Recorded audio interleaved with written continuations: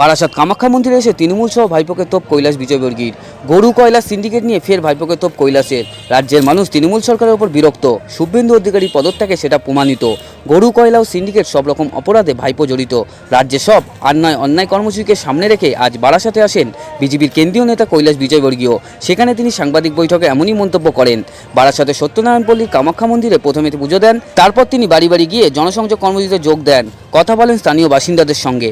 বিজেপির বারাসাত সাংগঠনিক জেলার সভাপতি শঙ্কর চ্যাটার্জি বলেন, বাংলা জুড়ে চরম অরাজকতা চলছে, তারই প্রতিবাদে আজ আমাদের অন্যায় কর্মসূচি। आज से सारे प्रदेश में और ना अन्याय घर घर संपर्क प्रारंभ हो रहा है भारतीय जनता पार्टी के द्वारा। जिस तरीके से ममता जी के शासन में कोल माफियाओं को संरक्षण दिया गया बाइकों के द्वारा, सेंड माफियाओं को संरक्षण दिया गया भाइकों के द्वारा, काऊ तस्करी को संरक्षण दिया गया भाइकों के द्वारा, गोल्ड तस्करी को संरक्षण दिया गया भाइकों के द्वारा, सिंडिकेट राज के माध्यम से जनता का जिस प्रकार शोषण हुआ, यहाँ तक कि प्रधानमंत्री जी ने अल्फान तूफान के दौरान 1000 करोड़ रुपया जो भिजवाया था उसमें भी भ्रष्टाचार हुआ है। और ये मैं नहीं कह रहा हूँ, ये पश्चिमी बंगाल की हाई कोर्ट ने केक को जांच के आदेश दिए हैं। जब सिंगल बेंच ने जांच के आदेश दिए तो ममता जी की सरकार डबल बेंच में गई और डबल बेंच ने भी कल तूफान में हुए भ्रष्टाचार के लिए केक को जांच के आदेश दिए हैं। हम पहले से ही कह रहे थे कि प्रधानमंत्री जो पैसा भेजते हैं, ममता जी भ्रष्टाचार करती है, गरीबों तक पहुंचते नहीं है। चावल जो प्रधानमंत्री जी ने मुफ्त में भेजा, वो ममता जी की सरकार चावल गरीबों तक नहीं पहुंचाई। ये चावल चोर सरकार भी है।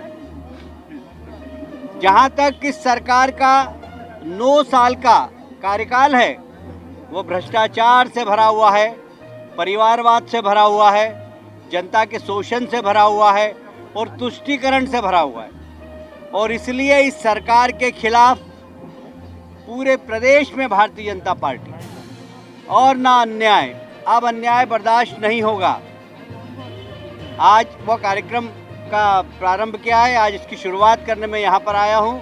सारे प्रदेश में हमारे प्रमुख नेता हर जिले में इस कार्यक्रम की शुरुआत कर रहे हैं। आप सभी जानते हैं भारतीय जनता पार्टी जो कहती वो करती है। भारतीय जनता पार्टी ने कहा था कि बांग्लादेश के शरणार्थियों को नागरिकता हम प्रदान करेंगे। सीए बिल प्रधानमंत्री जी और गृह मंत्री अमित शाह जी ने पार्लियामेंट से पारित कराया। सीए बिल के खिलाफ ममता जी सहित जितने भी राजनीतिक दल के लोग हैं वो सुप्रीम कोर्ट में गए हुए हैं। सुप्रीम कोर्ट में सुनवाई होने के बाद मोस्ट प्रोबेबली जनवरी से सारे लोगों को जो शरणार्थी हैं उनको नागरिकता देने का काम भारतीय जनता पार्टी की सरकार करेगी। ऐसे लोग जो हमारे पड़ोसी देशों में, पाकिस्तान में, बांग्लादेश में, अफगानिस्तान में धार्मिक प्रताड़ना के कारण अपना देश छोड़कर हमारे देश में आए, शरण ले रहे हैं, उन सब लोगों को नागरिकता देने का काम मोदी जी की सरकार करने वाली है।